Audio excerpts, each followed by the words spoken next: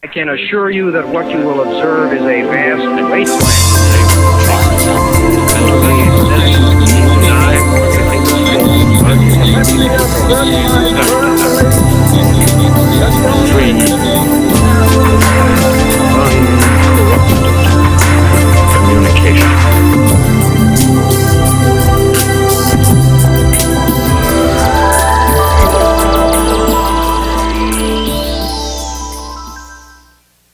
My name is Sharon Hoshida, and I work as the Program Director at the UCSB Women's Center, and we are very pleased to be co-sponsors with Arts and Lectures and the UCSB Bookstore for this evening's program.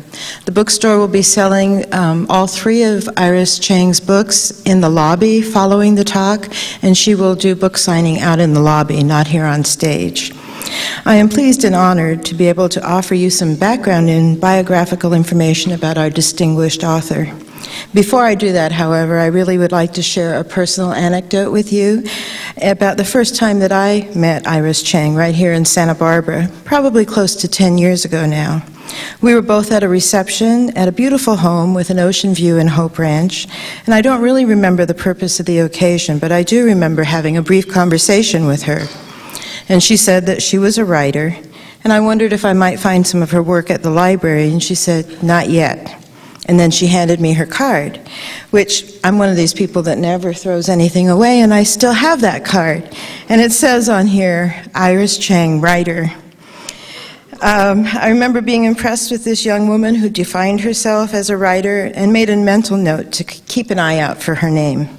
Well, a couple of years later, while meandering in the stacks at Chaucer's, indeed there was a new book, The Thread of the Silkworm by Iris Chang. And all this goes to demonstrate how important it is for us to know what we want in life, how we want to be viewed in the world, and what we want to be when we grow up. And more to the point, I think it tells us a lot about the determination and talent of the woman Iris Chang. Her books tackle the intricate ways in which culture, race, politics, and history intertwine at any given moment in time and can radically change the course of individual lives in unforeseen ways. Her first book, Thread of the Silkworm, tells a tale of a brilliant visionary scientist, Dr. Qianzhu Shen, who was born in China, educated at MIT and Caltech, where he taught as well, and he founded the Jet Propulsion Laboratory in Pasadena. After 15 years of scientific contributions to the American military defense, he fell victim to the anti-communist hysteria of the McCarthy era and was imprisoned and ultimately deported to China. There, he revolutionized the Chinese missile program and developed the Silkworm missile that would later pose a threat to American armed forces.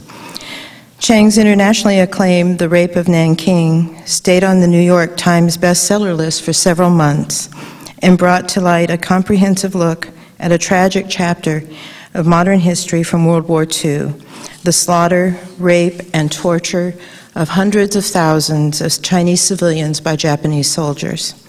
Her grandparents' own harrowing escape from Nanking had been a part of the family history that motivated Chang to delve into the monumental task of finding and interviewing survivors and sifting through thousands of documents to piece together the brutality of these atrocities.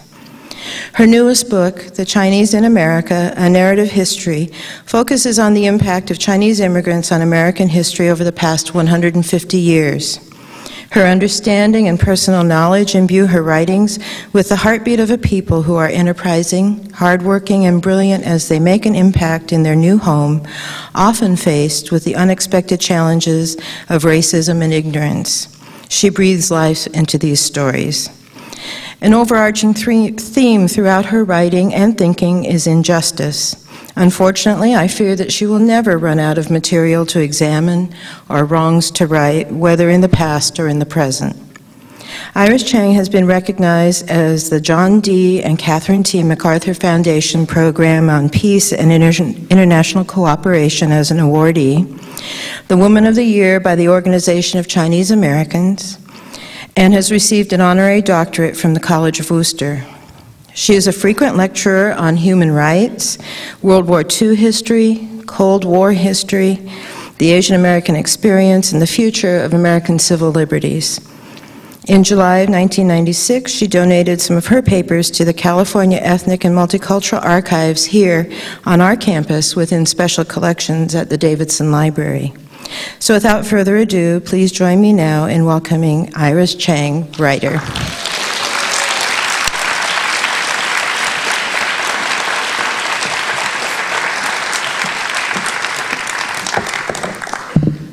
Thank you so much for being here tonight.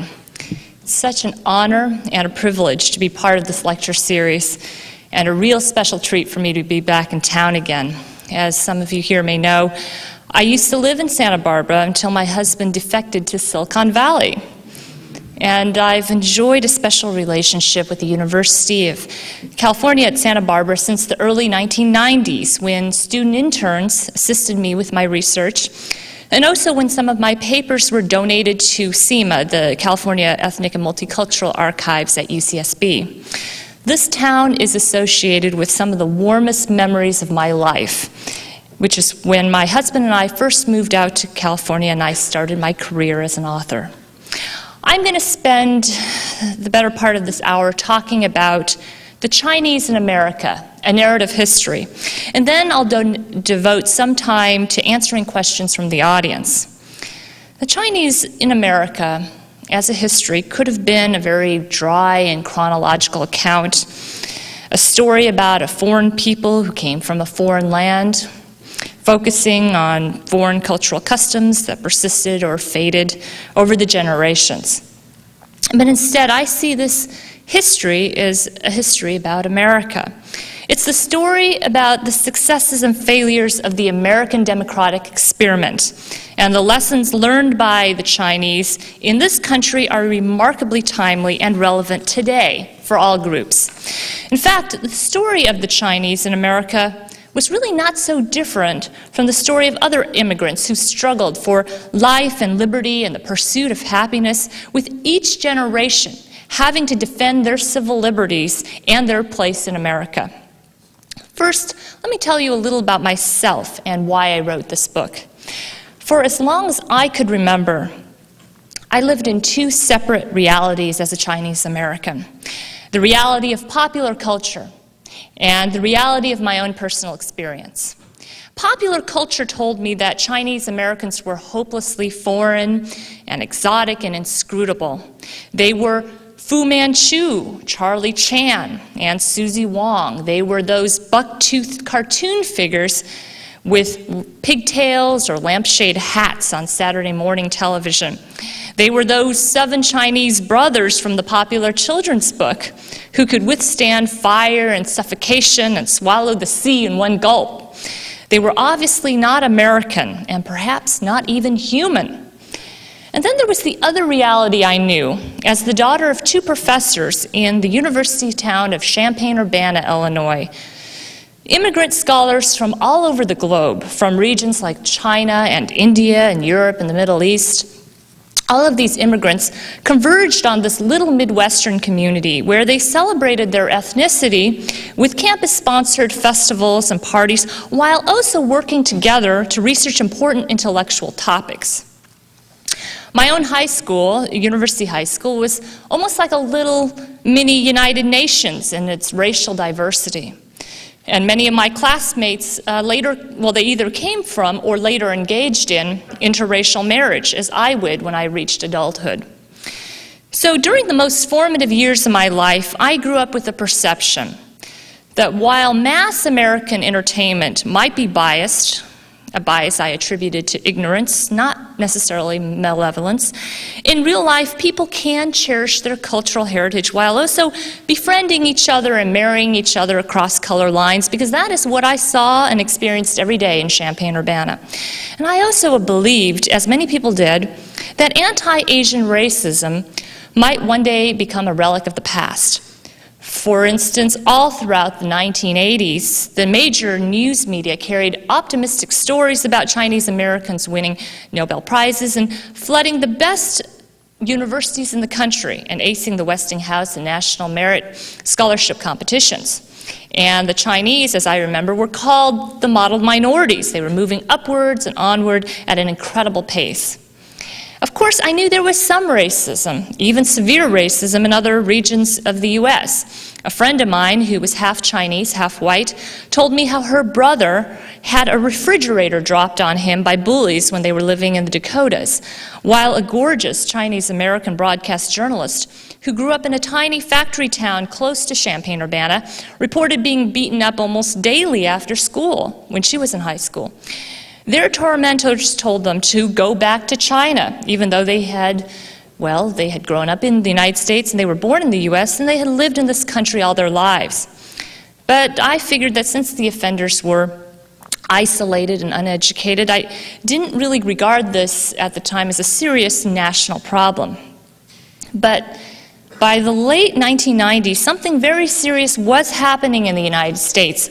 A sudden anti-Chinese backlash with the full support of certain prominent members and of the government and the U.S. media. It happened shortly after the demise of the former Soviet Union, when the rise of the PRC as the world's second major superpower evoked fear and suspicion of China in the United States. For the first time in my life, I saw how the reality of popular culture collide with the reality of personal experience, a collision that literally destroyed lives in the process. In the absence of the previous Soviet threat, China was now a prime contender for America's new enemy. And many of you may recall that a Time magazine cover story implied that a new Cold War with China was on the horizon. And a deeply flawed report released by the Special Committee under Congressman Christopher Cox suggested that the PRC had been stealing nuclear secrets from the U.S. for decades. The result was a major anti-Chinese backlash in the United States and a hysterical search for Chinese spies in our national laboratories. The most visible victim of this, as many of you may remember, was Wen-Ho Lee, a Taiwanese-American scientist at Los Alamos National Laboratory, who was tragically scapegoated and accused of passing design secrets of the W-88 warhead to mainland China. After Wen-Ho Lee was fired without a hearing and threatened during government interrogations and then shackled and held under especially dreadful conditions in prison, the U.S. finally had to admit that it had no evidence that Lee committed espionage, and also revealed the very embarrassing fact that the W-88 technology that China allegedly had could not have come from Los Alamos. Lee was finally released as part of a plea bargain arrangement when the government failed to find proof he was a spy. Now, during the Lee controversy, Chinese-American scientists who had devoted years of their lives strengthening American defense with their technological research were being interrogated as if they were spies for the PRC. Some were being harassed simply for sending out their portable laptop computers to be fixed. Others were teased by their coworkers as potential secret agents or subjected to more official scrutiny by their bosses. And for many people of my parents' generation, this was really something entirely new and unexpected. Previously, the worst racist episodes against the Chinese seemed to come mainly from poor blue-collar areas, such as what happened to Vincent Chin or Jim Liu, who were killed in the streets by whites after confrontations in a strip club or pool hall. But now we were seeing an attack by highly sophisticated government agencies against a highly sophisticated strata of Chinese-American society, against their scientists and their engineers and their high-tech professionals. And for Chinese intellectuals who had always been supported by the U.S. government in scholarships and salaries and research grants, for those Chinese Americans who had spent their entire professional lives nurtured by our universities and our national laboratories, this was a very frightening development. We were concerned by the ease with which the media suddenly exploited cruel caricatures of the Chinese during the Lee case, engaging in an orgy of yellow journalism. Talk radio and television hosts lumped together all Chinese, ethnic Chinese, Chinese Americans, and also foreign Chinese nationals alike as potential spies. The Washington Post drew fantasies of millions of Chinese united by a nefarious master scheme to commit espionage. One article in the Post proclaimed that, quote, China's spying, they say, more typically involves cajoling morsels of information out of visiting foreign experts and tasking thousands of Chinese abroad to bring secrets home one at a time, like ants carrying grains of sand. The Chinese have been assembling such grains of sand since at least the 4th century BC, when the military philosopher Sun Tzu noted the value of espionage in his classic work, The Art of War. Even the New York Times faced criticism from within the organization and also from outsiders for its careless reporting of the Wenho Lee case. In the series of articles that started it all, the Times reported a mysterious $700 withdrawal that Lee had made from an American Express office in Hong Kong and speculated that he used it to buy an airplane ticket to Shanghai. It was later discovered, however, that the money had in fact been used by his daughter on a sightseeing tour outside of Hong Kong. Now, anti-Chinese feeling would only deepen after the Lee case. For example, in October 2000, the Republicans ran a television commercial suggesting that electing Al Gore for president might result in nuclear annihilation by the People's Republic of China. The commercial claimed that China had, quote, the ability to threaten our homes with long-range missiles because the Clinton-Gore administration had, quote, sold out the nation's securities to, quote, communist-led China in exchange for campaign contributions.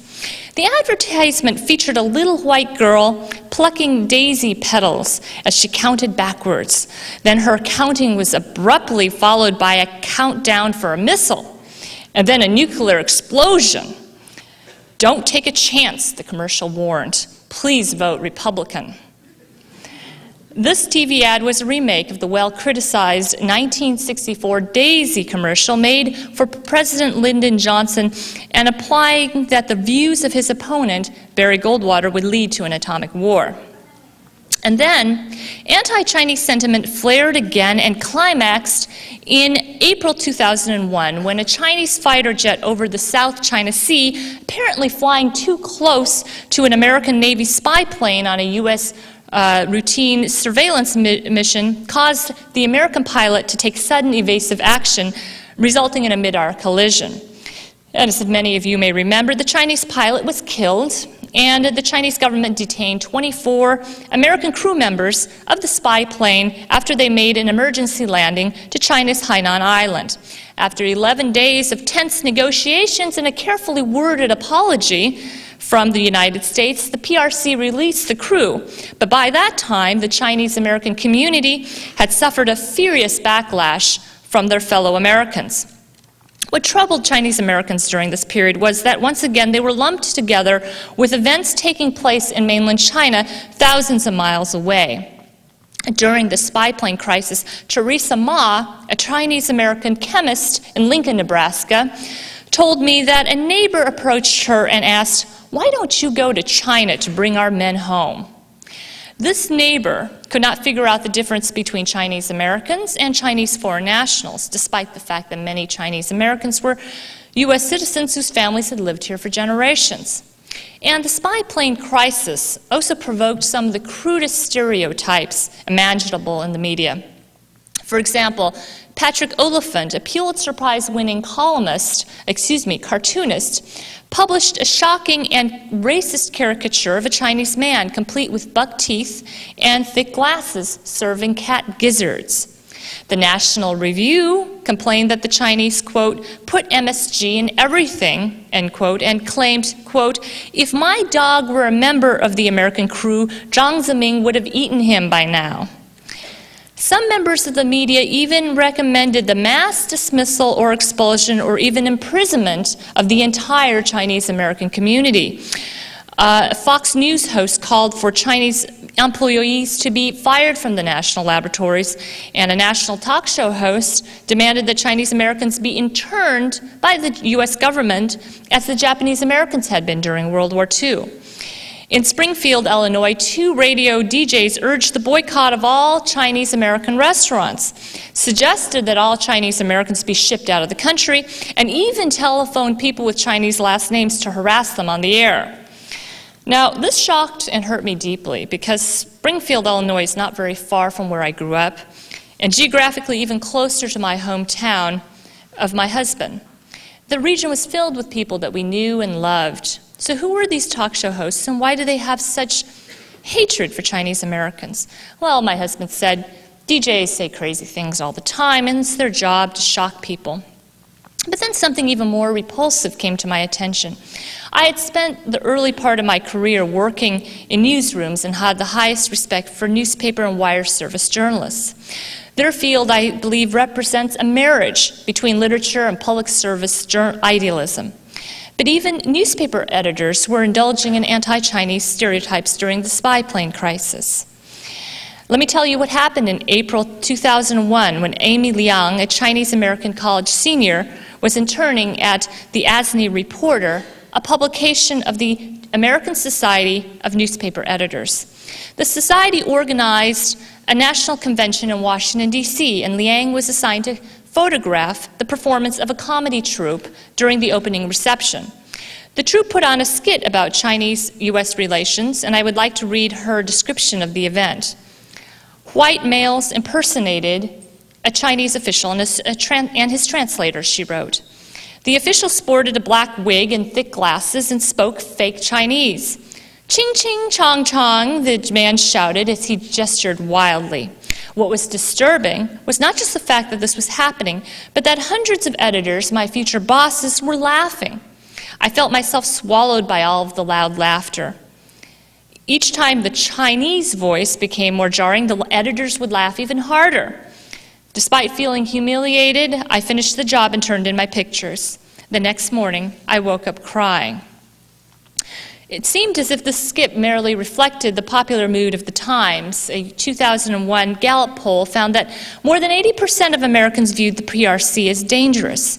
In another poll, a national telephone survey commissioned by the Committee of 100 and the Anti-Defamation League found that close to half of the people polled thought that the Chinese Americans, quote, passing secrets to the Chinese government is a problem. Almost 1/3 of the people believed that Chinese Americans were more loyal to the PRC than to the U.S. But then something even more unexpected happened, the terrorist attacks of 9/11. Like many Americans, I watched with horror, absolute horror, the footage of the hijacked airplanes crashing into the Twin Towers of the World Trade Center. And then, just as quickly as the anti-Chinese backlash had arrived, it vanished. Suddenly, Middle Eastern immigrants were the new pariahs of American society. And so, as I wrote The Chinese in America, I tackled a number of provocative questions that are central not only to the Chinese American experience, but the entire American immigrant experience, such as, how can an ethnic group that is embraced by America at certain times and celebrated for its hard work and its achievement suddenly find itself vilified? Why does it happen? How frequently does it happen? And how can we stop this from happening again? When you read my book, you'll find that the U.S., a country that prides itself as a bastion of fair play and justice, once shut the Chinese out from the gates of immigration and from the law, and even turned a blind eye to the wholesale slaughter of Chinese Americans across the American West more than a century ago. When I started this project, I shared the common perception that Chinese Americans started out poor and downtrodden at the very bottom of society, only to rise steadily to the top. But the reality is that the Chinese, like other ethnic groups, endured cycles of acceptance and abuse, wild swings between tolerance and xenophobia. At certain times in history, they were praised and celebrated as honorary whites, while at other times they were loathed and even killed. And their fate oscillated with factors beyond their control, such as political and economic conditions and the state of Sino-American relations. And their history is not a linear progression upwards, but rather a cyclical journey, as wild as any roller coaster ride. If I might summarize these cycles briefly, we can look at the history of the Chinese in the United States as a story of 3 major immigrant waves in the last 150 years, each of which has experienced great extremes of success and mistreatment. The first wave of Chinese, mostly men, came in the mid-19th century, the majority to join the California gold rush, but others immigrated directly to other regions. They were warmly welcomed when they first arrived because the U.S. needed their labor, especially during the Civil War. And as they filled this labor shortage, the Chinese made huge and unheralded contributions to this country, such as building the Transcontinental Railroad, transforming the western frontier into land for agriculture, laboring in factories and canneries during the American Industrial Revolution. But it may come as a surprise to you, as it did for me, of the degree to which some of the early Chinese were accepted in this country before their numbers grew too large to be a threat. On the East Coast, and especially in New York City, marriages between Chinese men and Irish women were frequent enough to provoke articles in the press and caricatures on the stage. Chinese immigrant intellectuals who studied and graduated from colleges in the Ivy League routinely married white women. Some Chinese even found acceptance in some of the most racist regions of the American South. For example, Chang and Ong Bunker, the famous Siamese twins who shared a liver and a 5-inch ligament of flesh connecting their torsos, settled down in Wilkesboro, North Carolina, where they married white women, fathered 21 children between them, and ran their own plantations, complete with 33 black slaves. Their 2 eldest sons enlisted in the Confederate Army during the Civil War. But the Chinese soon faced a backlash, especially in California, in this state. White Americans started to see them as a problem as the population of Chinese immigrants grew, especially during the economic depression of the 1870s, when white workers found it hard to compete effectively with Chinese capitalists and Chinese wage earners. And so in desperation, white workers organized among themselves politically against Chinese immigrants. And the ethnic Chinese soon found themselves demonized in the media, the subject of racist state legislation, and also being forced to pay more taxes and license fees in the state than any other group in California, while also not being permitted to vote or to use many of the government services that were sustained by their taxes. They could not testify against whites or work for a public corporation, and their children were the only group to be denied a state-funded education. And things only grew worse for the Chinese when California became a crucial swing state during presidential elections and political parties adopted anti-Chinese platforms to court the state of California.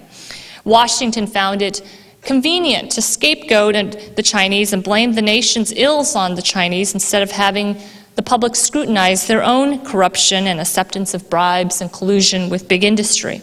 And so in 1882, Congress passed the Chinese Exclusion Act, which would shut the gates of immigration to the Chinese laborers for the next 60 years.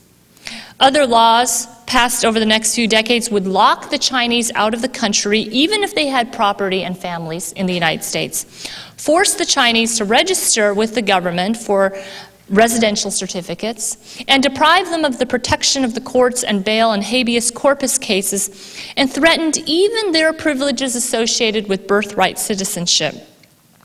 Anti-Chinese riots and massacres would also drive many of the Chinese out of small towns and cities across the American West, and thousands left for China never to return. And the remaining Chinese faced government harassment and repeated assaults against their civil liberties, such as arrests in the middle of the night, interrogations by immigration authorities, demands for bribes by corrupt officials, and threats of deportations in China. At one point, it was so bad that the Chinese in Providence, Rhode Island, were even forced to take the drapes away from the restaurants so they could be viewed from the outside at all times. And when a young white girl named Elsie Siegel was apparently murdered by her Chinese boyfriend in New York City, the police forbade any Chinese person to leave the city without permission, and across the country, the Chinese were just arrested indiscriminately whenever they stepped off trains or tried to buy steamship tickets. These episodes just show how quickly the constitutional rights of the Chinese could be suspended in an instant in any time of government-declared emergency. Now, this cycle of acceptance and abuse would be repeated for the Chinese in the 20th century during the second major wave of their immigration. The door to Chinese immigration opened up again after the exclusion laws were repealed following the Japanese attack on Pearl Harbor, which led many people in the United States to see the Chinese Americans as the good guys during the Sino-American wartime alliance. Also, new legislation in the 1960s swept away the racist immigration quotas against Asian countries. Now, the second wave of immigration consisted largely of students and highly educated professionals, representing one of the great brain drains of Chinese immigrant talent to the United States. Many were intellectuals, capitalists, or bureaucrats who had held prominent positions in the deposed nationalist regime and were forced to leave after the communist takeover of 1949. A few had gone directly to the United States immediately after 1949 or before, while many, many more fled to either Hong Kong or Taiwan before later immigrating to the U.S. a few years later, either to study or to start new careers there. And some were college or graduate students during the Chinese Civil War, and they found themselves stranded in the U.S. without a country to return to. But large-scale immigration from mainland China itself ceased when the PRC isolated itself from the world community during the Mao years. And so just like the first wave, the second wave was warmly welcomed at first. They came at a time when the United States needed and actively sought immigrant brain power as they entered the arms race against the Soviet Union. The U.S. federal government poured billions of dollars into universities and national laboratories to promote research and development, and the Chinese were often many of the beneficiaries of this. They entered our universities, our corporations, and our defense laboratories in large numbers, designing some of this country's earliest rockets, developing powerful drugs and medicines, and fueling the high-tech and scientific revolution. And in Silicon Valley and elsewhere, their contributions helped establish and maintain U.S. supremacy in the information age. Some became extraordinarily successful as Nobel laureates and CEOs and pioneers in their fields. But it wasn't always smooth sailing for the second group either. When the Korean War broke out, when American troops clashed with communist Chinese forces and reports surfaced of white soldiers being slaughtered, imprisoned, or tortured in POW camps, the Chinese in America soon became the bad guys, as the Japanese Americans had been a few years earlier. Reports soon surfaced of ethnic Chinese being physically attacked, their property vandalized. Some who were suspected of being communist sympathizers found their mail opened, their phone lines tapped, their movements shadowed in the streets. The U.S. government even considered incarcerating the Chinese Americans in concentration camps and allocated money to set up detention centers. Now, one person whose career in the U.S. was destroyed by anti-Chinese hysteria was Dr. Qian Shen, a visionary Caltech professor of aeronautics and the subject of my first book, Thread of the Silkworm. During World War II, he had worked on many secret military projects resulting in the production of some of America's first military missiles. He was also a founder of the Jet Propulsion Laboratory in Pasadena. But during the McCarthy era of the 1950s, Dr. Qian was falsely accused of being a communist and possibly a spy, mainly because some of his friends at Caltech had belonged to a secret communist cell during the 1930s. And unfortunately for Dr. Qian, this accusation came when the U.S. was entering one of the most paranoid eras of its history.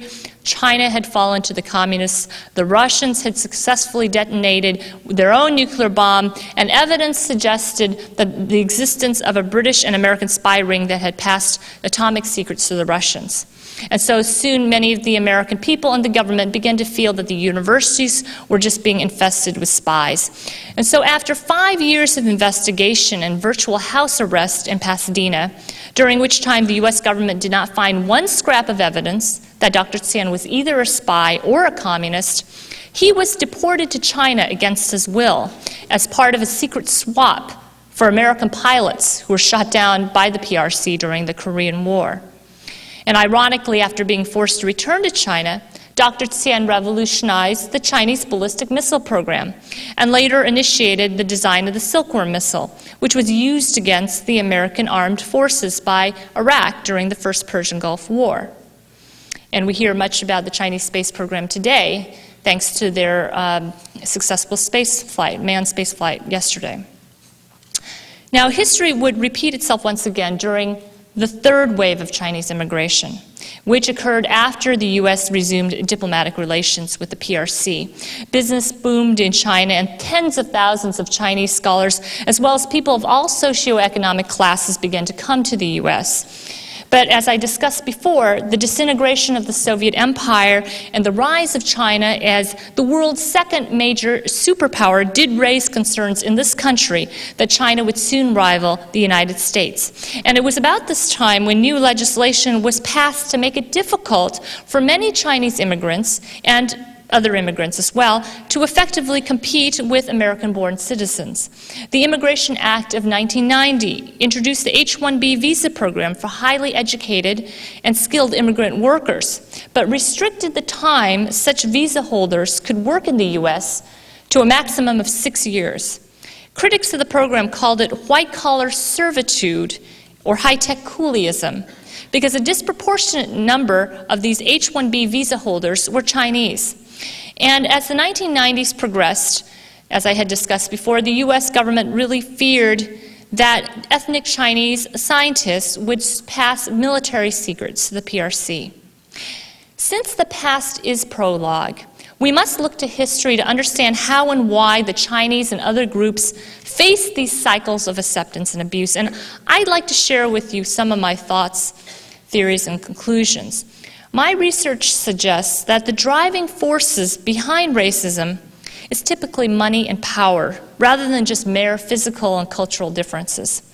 The appearance of the Chinese, the shape of their eyes, the darkness of their skin, their black hair, did not offend most white people or bring out their worst xenophobic impulses until certain conditions came into play. And these conditions usually require a political or economic crisis. For example, the Exclusion Act emerged out of the Depression of the 1870s. The anti-Chinese witch hunts of the McCarthy years came after mainland China turned communist, and the most recent backlash against the Chinese in the 1990s grew out of U.S. concerns that the Chinese would fill the massive power void left by the Russians after the disintegration of the Soviet Empire.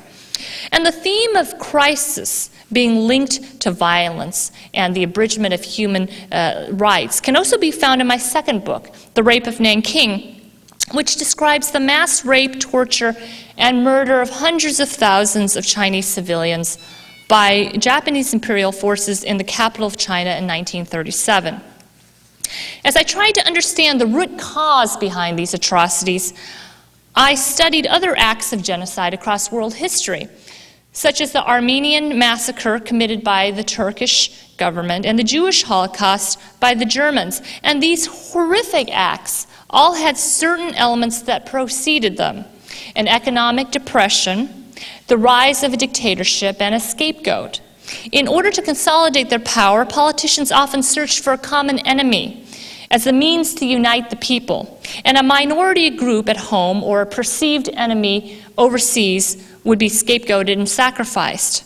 And in these situations, the powerful would often exploit racism as a tool for social control, to preserve the position of existing elites, to hamper serious debate and analysis, and also to serve as a smokescreen to obscure larger and more serious social problems. And it's very easy, really, to see how this could happen. When people's jobs are at stake, when they feel threatened, they are much more willing to give up some of their personal freedom for greater protection by the government. But as history has revealed time and again, the choice to trade liberty for security is usually the most dangerous choice of all.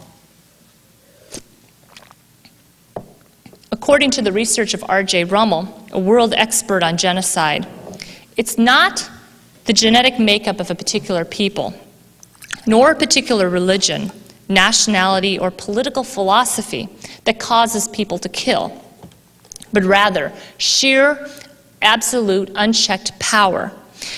What he found was that the more concentrated the power in the hands of an elite, the more likely that elite, regardless of its race, culture, or any other factor, will commit human rights abuses both at home and abroad and initiate war with its neighbors. And according to the empirical data on the subject, dictatorships and totalitarian regimes by nature are just much more likely to wage war on other countries and torture their citizens at home than democratic societies, because absolute power gives certain people the ability to act instantaneously on the dark impulses that lurk within us all. And the sinister nature of power and how it can be used to exploit racism is that all people can be trained to see differences that don't really exist at times, to hate people of another group as the other, even if they sometimes and often do belong to the same racial group. In the case of African American slavery, plantation owners could be trained to view even their own children as chattel, subject to rape and incest and murder. In the case of the rape of Nanking, as I discussed earlier, it didn't really matter that the Chinese and the Japanese really belonged to the same Asian race. The real problem was not racial differences, because they didn't really exist between the Chinese and the Japanese, but rather an authoritarian environment that concentrated in the hands of a few people in that society and did not respect human life. Now, racism was definitely brought up within that society to try to justify atrocities.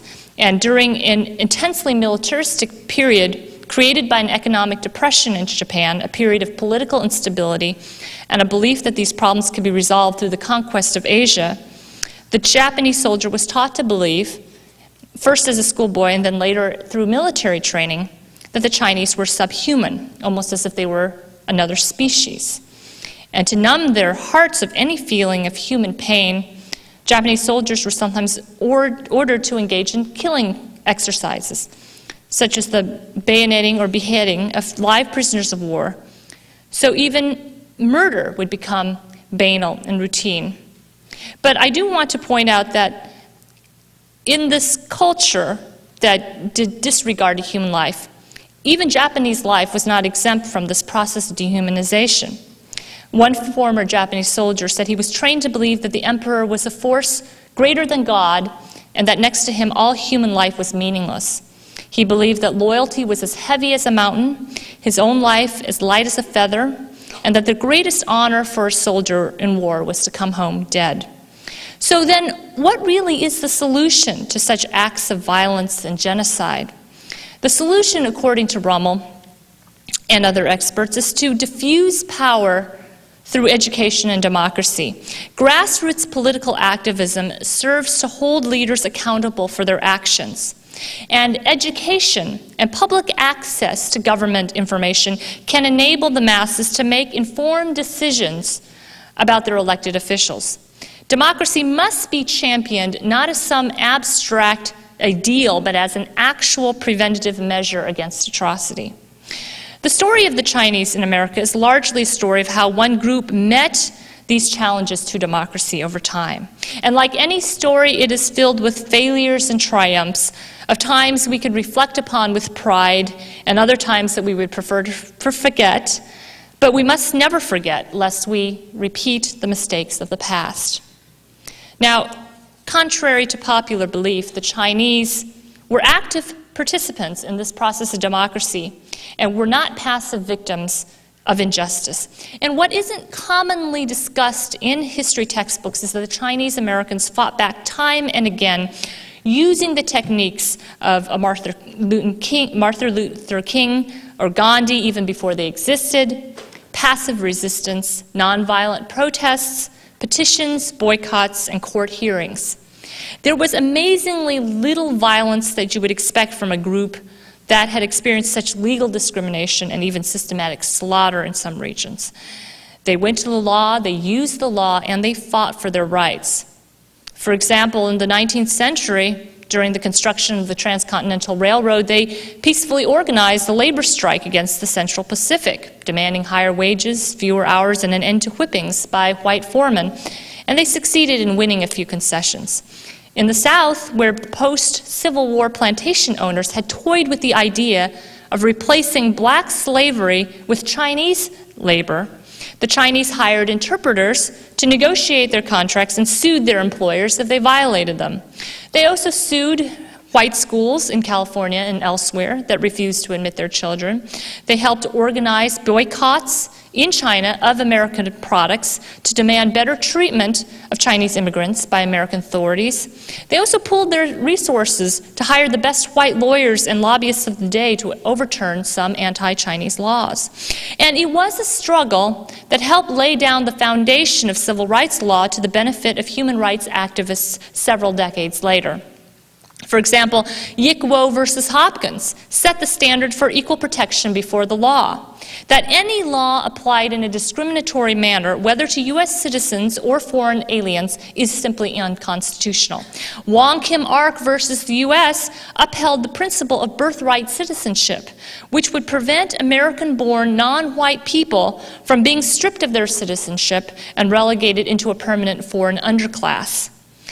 Now, many of these anti-Chinese laws disappeared from the books after World War II, but the Chinese remained politically active. For example, during the civil rights movement of the 1960s, Chinese-American students staged sit-ins and demonstrations that forced universities throughout California, such as San Francisco State and Berkeley, to establish ethnic studies departments. And the program here in Santa Barbara is an example of some of this activism.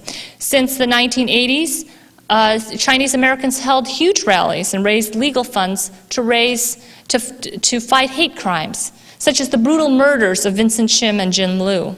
And Chinese American scientists in recent years engaged in a successful boycott of the national laboratories after the U.S. government engaged in illegal racial profiling tactics in the Wenho Lee case. So many of the legal protections and rights that we Americans take for granted today are the direct result of countless lawsuits filed by the early Chinese in the United States. But there were times when the Chinese community failed. For whatever reason, they failed to prevent the passage of the Chinese Exclusion Act, the repercussions of which are still felt today when you consider that they lost almost a century of large-scale immigration. While other groups could come to the United States in large numbers and build up their political machines and infrastructure, since exclusion, the Chinese did not arrive in significant numbers until the 1960s, giving them a bare few decades to establish a foothold in the American political system. And some of the Chinese, I'm sorry to say, were not critical enough of the government in times of crisis when individual civil liberties of other communities were being threatened. For instance, during World War II, when Japanese Americans were being herded into concentration camps, more Chinese Americans should have spoken out and refused to wear those "I am Chinese" buttons that distinguish themselves from their fellow Asian Americans. And now the Chinese and other groups are facing a new challenge. As many of you know, the gains of a century and a half of activism are being challenged, if not wiped out, within a matter of months. The USA Patriot Act of 2001 and its sequel, the proposed Domestic Security Enhancement Act of 2003, threatened to destroy many of these hard-won American rights, such as our right to habeas corpus hearings, or even our right to retain our U.S. citizenship. Officials are also evoking the most shameful legislation from the past to justify present policies in the name of security. A few months ago, Representative Howard Coble, head of a Homeland Security subcommittee, shocked the Asian American community by defending the imprisonment of Japanese Americans in the 1940s. He said, and I'll quote him directly, "Some probably were intent on doing harm to us, just as some of these Arab Americans are probably intent on doing harm to us." Now, the Middle Eastern ethnic community has suffered great persecution since 9/11, in a manner that is greatly reminiscent to the persecution of Chinese Americans during the McCarthy era and the exclusion period. Now, people have been ordered off airplanes, they've been harassed, and they've been killed. There have been detentions without court hearings and deportations, and according to some of the human rights attorneys who are representing the needs of that community, some families have actually been fleeing from the United States as refugees into Canada. We stand at a pivotal moment in our history. The American people, not just the Chinese Americans, will have to decide whether they should trade liberty for security, whether they should place unquestioning trust in a government that wants to control the private lives of its citizens while throwing up a wall of secrecy around itself. My position on this matter is very clear and firm. These trends should not and cannot continue. You must leave options open for immigrants as well as the citizens. You cannot cut ethnic groups off from the law. When you do that, you're asking for outrage and mayhem and the flight of the best immigrant talent from this country. People need to recognize this not as an ethnic issue, but as a human rights issue. The dangers of racial profiling is that the government can use a divide and conquer strategy, suspending the rights of various groups one at a time until everyone suffers at the end.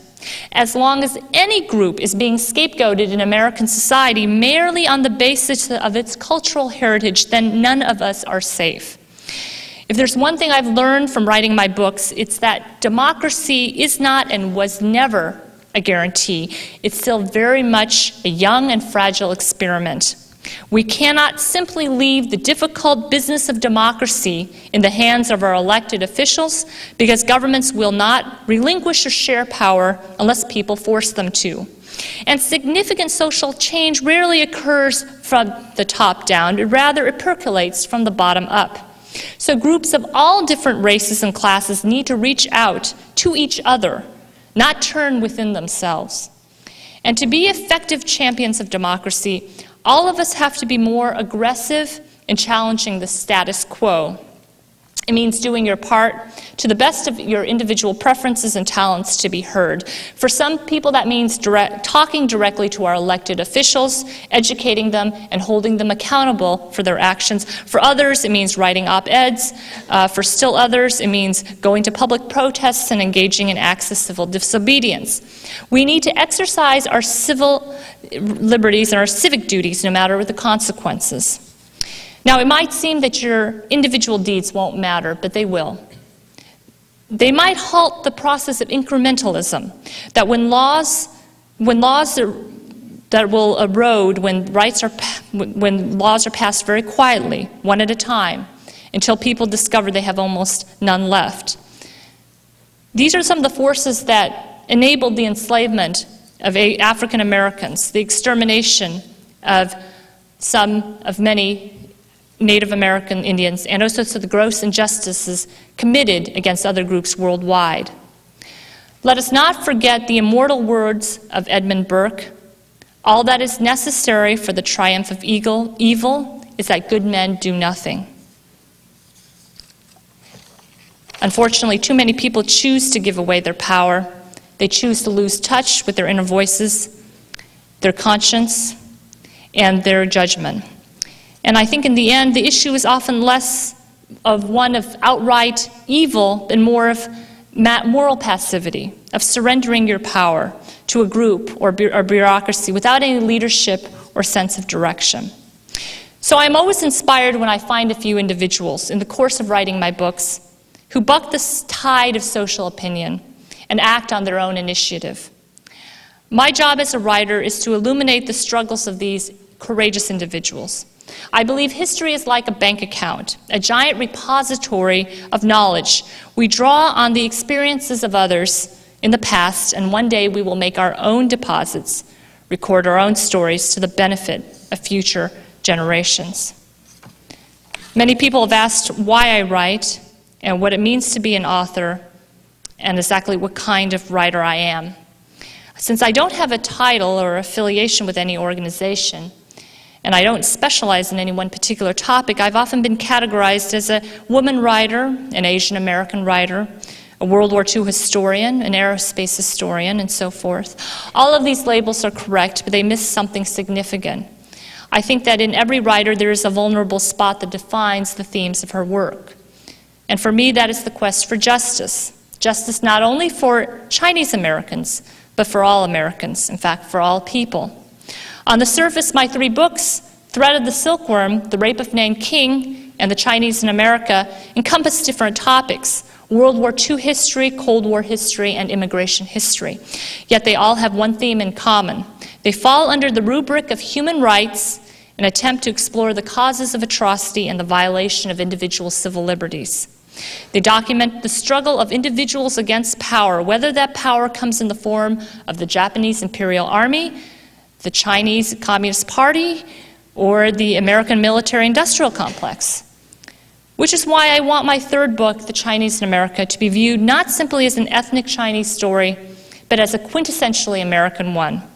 My identity as a Chinese American derives its force from my duties, rights, and obligations as an American citizen, and the struggle to uphold American democracy, the struggle to protect the human rights and civil liberties of all Americans, not just Chinese Americans, is an ongoing struggle for all of us and our descendants and their descendants, rather than a job that is already finished and done.